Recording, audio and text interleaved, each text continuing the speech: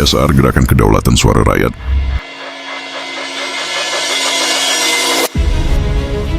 Badan Pekerja Gerakan Kedaulatan Suara Rakyat atau GKSR kembali menggelar rapat reguler pada Rabu 11 Februari tahun 2026.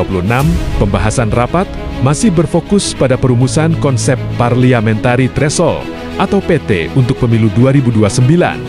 GKSR tetap konsisten pada garis perjuangannya untuk menghapus aturan PT.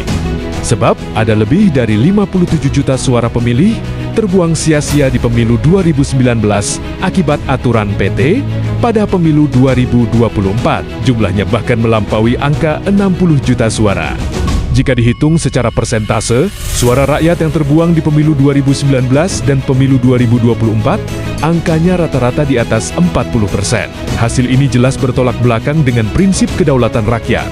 Bayangkan, ada 40% suara rakyat masuk ke tong sampah gara-gara aturan PT. Suara pemilih disebut terbuang karena suara-suara tersebut tidak dinilai dalam perhitungan kursi.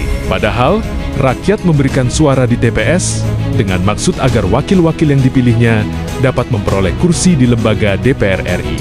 Dalam rapat Badan Pekerja GKSR kemarin, terungkap pula fakta miris lainnya terkait pemberlakuan aturan PT di tingkat daerah pemilihan atau dapil.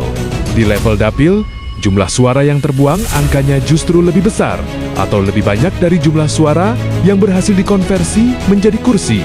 Pada pemilu 2019 misalnya, ada 6 dapil dengan jumlah suara terbuang lebih dari 50%, yaitu terjadi di Dapil Aceh 2, Banten 2, Gorontalo, Kepulauan Riau, Kalimantan Barat 2, dan Dapil Papua Barat. Suara terbuang dengan angka di atas 60% terjadi di 5 dapil, yaitu Dapil Bengkulu, Kalimantan Utara, Maluku, Kepulauan Bangka Belitung, dan Dapil Maluku Utara.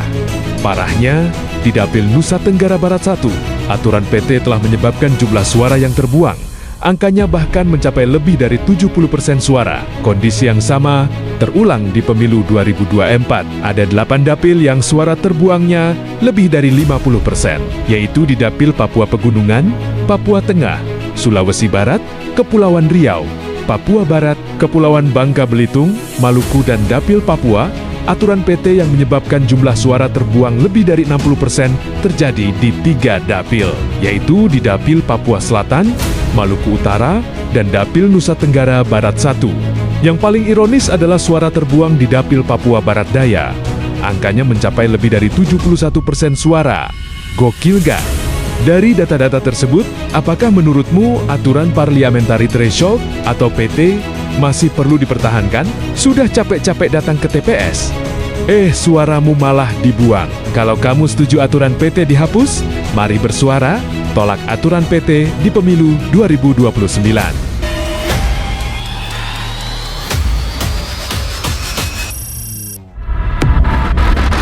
GSR Gerakan Kedaulatan Suara Rakyat.